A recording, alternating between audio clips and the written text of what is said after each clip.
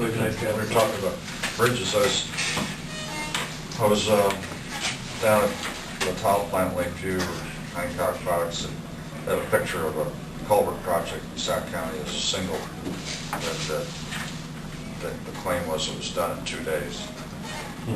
Which I think would be hard to do, but I guess we tried to address the issue, the difference in bids between precast and poured in place, and how do you, what value do you put on the time that the construction takes. And this last project was probably $16,000 difference. I just don't know. No, those have been coming closer together practically every time that we've let one. They're getting closer and closer to being yeah.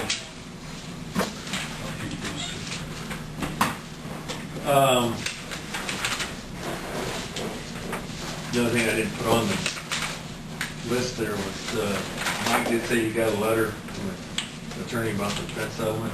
Did you see that? Yeah. Yep. It was in a trade yesterday, or they. We had a landowner that had an issue with snow removal damaging a fence.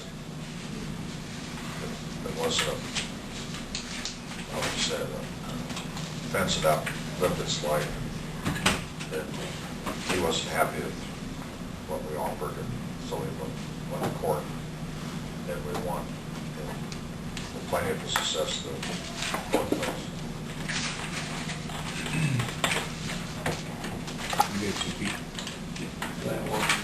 One of each. Oh, I was gonna say, that's one of each.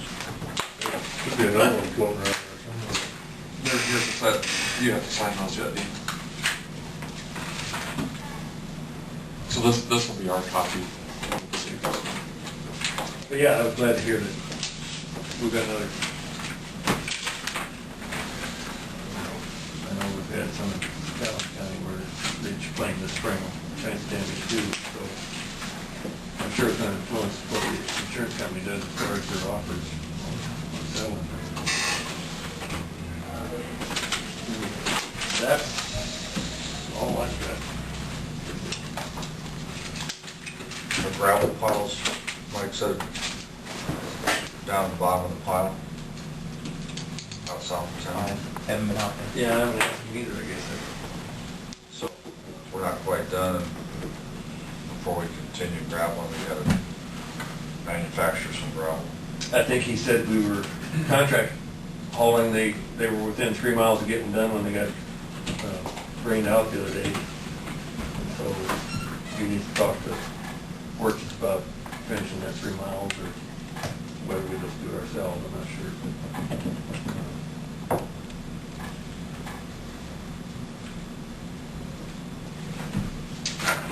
The roads around the construction of the new line there just taking a beating there. I know it's going to take more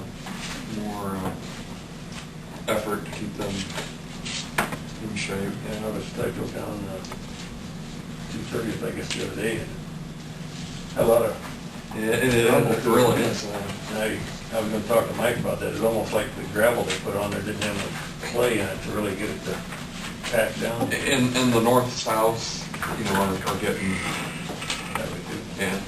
But there's a lot of activity around there. Yeah, yeah. Just for your information, the contractor paving north of Rockwell City has got his mainline paving, his 7 miles done, and he's working on repouring the county road, had over a half mile of county road north of town there to pour back in, and he might get that done today or tomorrow. And then they've got the on and off ramps on the east side of Highway 4 that they're going to be pouring. And then they've got another county road, paved road to pour. And then I'm not sure how far they are along with the turn lanes and the intersections at the gravel roads where they've got those paved in between or not. They were doing some of that work on days they could, where they got rained out on the main line, but they could still pour some of the side stuff. They were doing that, so I'm not sure how far. I'm guessing they probably got 50% of them done too. So what do you think the the open date will be tough. Well, the other contractor, and I'm not sure whether he's pouring over at Moreland on some of that stuff, but it's mainline pavers sitting there just south of Canerum.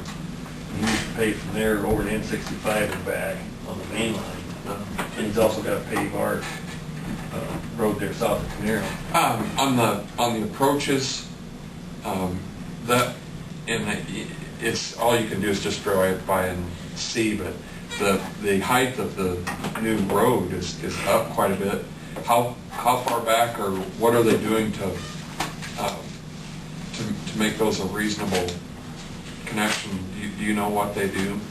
Well, they can come back, and fill on our gravel roads, and that's part of what determines how far back on our roads they bought, some extra right of way, because as you build the road up, of course, you need a wider. It appears to be up quite a bit.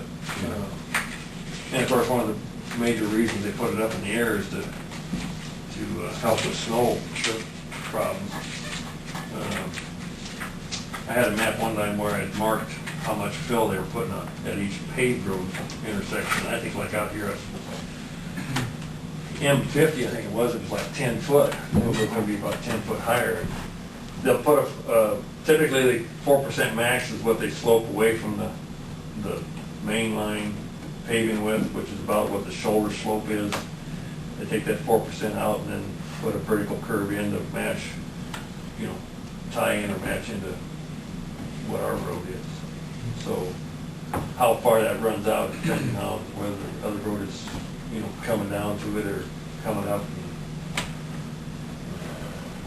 You just where they've gotten it, and where I sit most often is around the Cedar, coming up towards the Cedar from the south end, and then back east. But it looks like it's up there quite a ways. I mean, it's elevated. Yeah, that wouldn't have to plan the cross section. I mean, but they will taper that back into our gravel roads. Like I said, I think the 4% was the maximum slope I saw on there. So. There'll be a stop sign on that, too. Yep. The truck's got to stop, grab a load here, and get up the hill. What's the width between the lanes? I was trying to think if there's enough width for a semi. 68 feet. Or trucks are, both the trailers are 42, and so about So it's 50. just about bumper to bumper. I mean, well, you see that once in a while, once you get up 20 that's not zero act, or what do they call it? This is at grade access. But yeah, I think it's 21 something meters. I think I figured out 68 feet, I think. So it'll fit in between there, but not by a lot. And they've got left-hand turn lanes,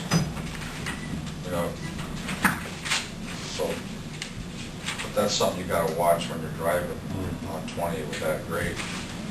You got a guy in the left lane, he's not passing you, he's trying to make an attempt to get off the road to the left, across the, following. Yeah. I mean, you see that, when you're driving, that's one of the dangers of that grade. You gotta be aware of it. Just because somebody's on your left doesn't mean they're passing. And at 68 feet, the turning lane would come off of that. Because it said 68 from edge of main line to edge of main line. So, they'll pave that turning lane and they'll pave that intersection between. Oh, sure. And there'll be it'll come up over the first lane down and between the two and then up, the middle. It'll drain, then it'll be shaped to drain off into the median. But yeah, if you don't stop at that stop sign, you're gonna. So when our snow removal equipment comes within the right of way, we pick our blade up and drive over to the other side and then drop it. Yeah, basically we gotta, we'll have to, I guess no different now than when we come up to a state road, we plow around the corner to push the windrow off into the ditch and then back up and then, we'll go on across.